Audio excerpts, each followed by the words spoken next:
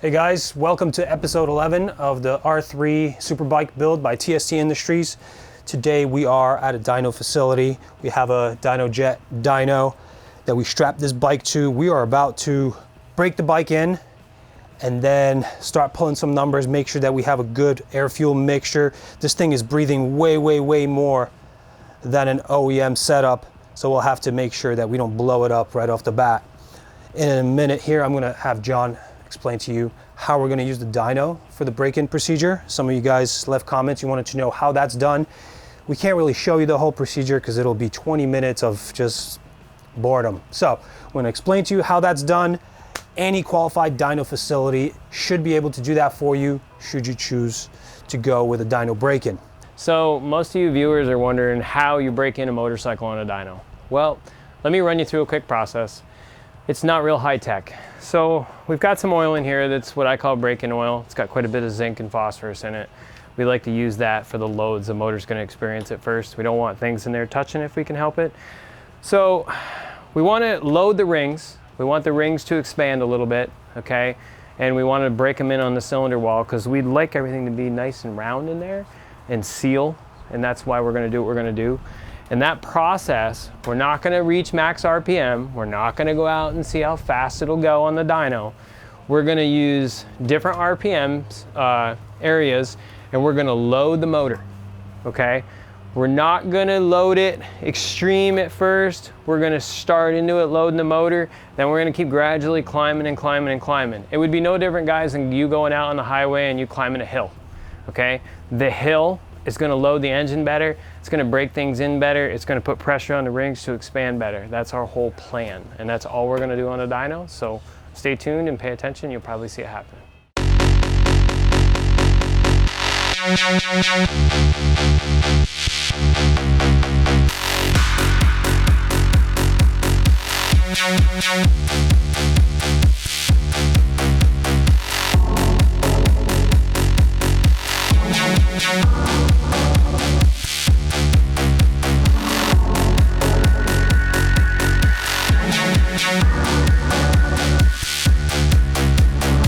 Okay guys, before we get started here, a lot of our viewers are gonna question, how come we're not breaking this bike in with hard break-in? Well, hard break-in in theory is ride it like you stole it, ride it like you're gonna ride it. I'm not against that idea, but I like to keep the top RPMs down. I like to use the mid-range to break in a motorcycle, okay? The top RPMs thing going on, you've got brand new rods, we've got brand new pistons, brand new rings, okay? We've got brand new valves, we got a 3-angle valve job in here. We need everything to kind of communicate with each other. We want them to all seat in together. Everybody in there has to become friends. And it's like putting a whole bunch of people in a circle and nobody's friends yet. Okay, we don't want to do that. Let's just massage the motor. Let's get this thing working all together. And then when everything seats in and we feel that we're adequate enough that we can roll this thing into a higher hit of RPM, what we're gonna do is a couple high runs. We're gonna look for 11,000, 12,000 RPMs. We're gonna see what kind of numbers we're producing. But please don't hold us to this. This motor has not been on a racetrack. Nobody's ridden it anywhere and dragged their knee. So we're just gonna, this is the beginning stage of this bike. This bike needs to be taken out and put some miles on it also, so. Gotta press this first and then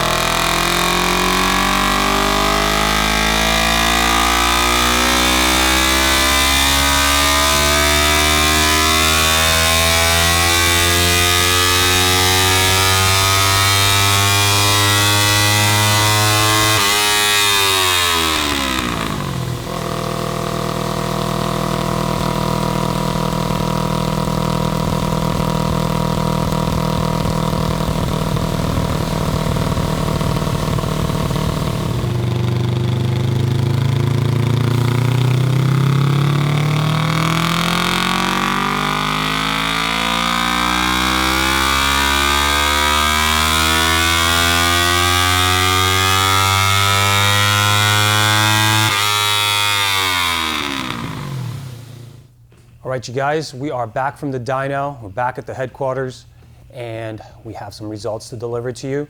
But before I tell you any of the numbers that we got from the dyno, I want to preface this with a couple notes so that you guys can look at these results objectively.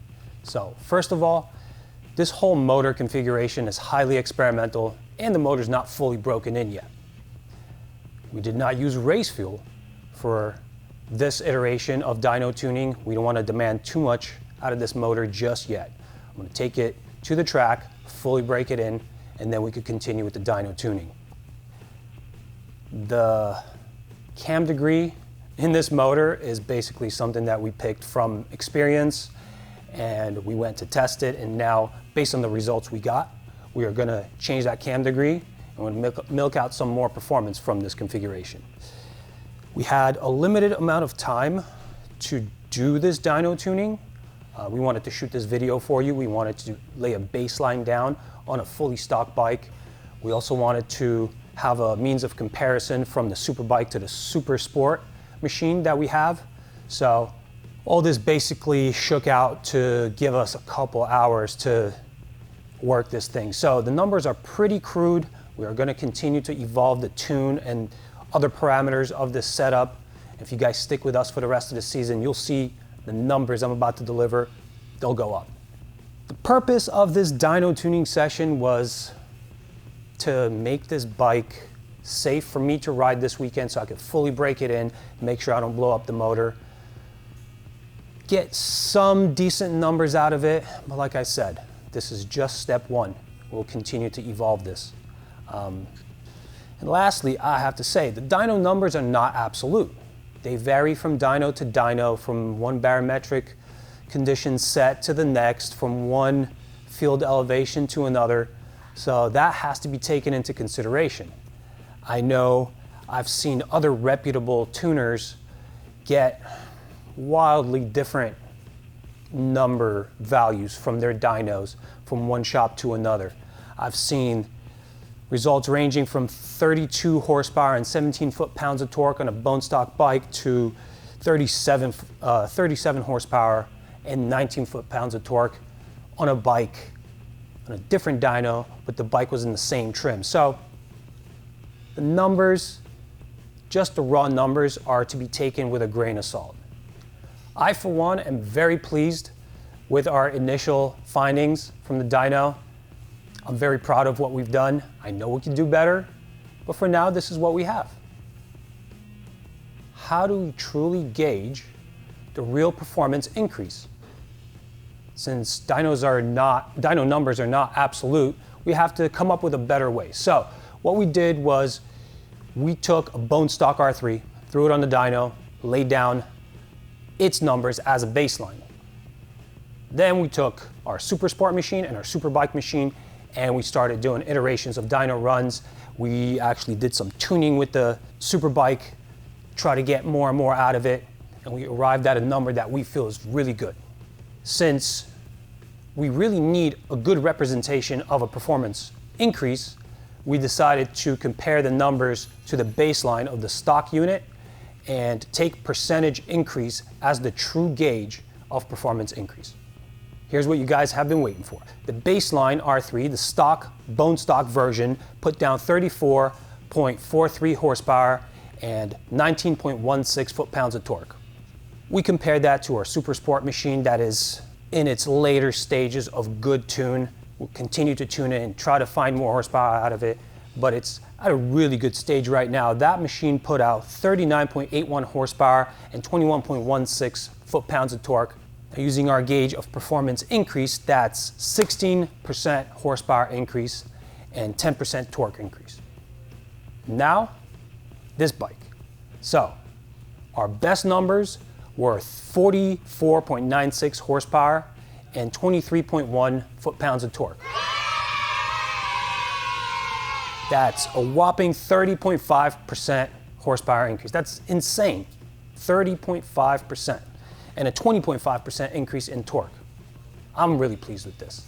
You know, we worked hard to get to this point, and this isn't even the end. This is just the beginning. This is Rev A. So I hope you guys will stick with us and see what subsequent revisions pump out. So let's now, just for fun, consider these percentage changes using a larger bike example. Let's say consider the 2015 R1. We have one of those bikes. It started out in stock form, then we modified it subsequently, but in stock form, on a dyno that we took it to, it put out 177 horsepower, 80 foot-pounds of torque. If you apply the figures that we got out of this bike to that setup, the percentage change would cause the horsepower figures on that R1 to be 231 horsepower. Who can ride that? That's a monstrous gain. And torque would be 96.5 foot-pounds. That's an immense amount of torque on a motorcycle. This, of course, is speculation, and who knows if we could actually tap into that much extra horsepower and torque on an R1. But it just goes to show you just how much we milked out of this without even going to the subsequent versions of the setup, the exhaust, intake, motor, cam degree. There's so many things that we could still do. We could increase the compression. We actually talked about that. We could deck the head a little bit and get a little bit more crunch. We're running 13 to 1 right now. We could get that up. We could possibly produce more torque. We could test different race fuels. I know it's been pretty exciting up until this point, but from this point onward is going to be even better. And just to pique your interest in next week's episode, yeah, you know what's going on. We'll be installing these and then subsequently testing them at a track. I'm really proud of this. Hope you guys join us for the next episode. See you later.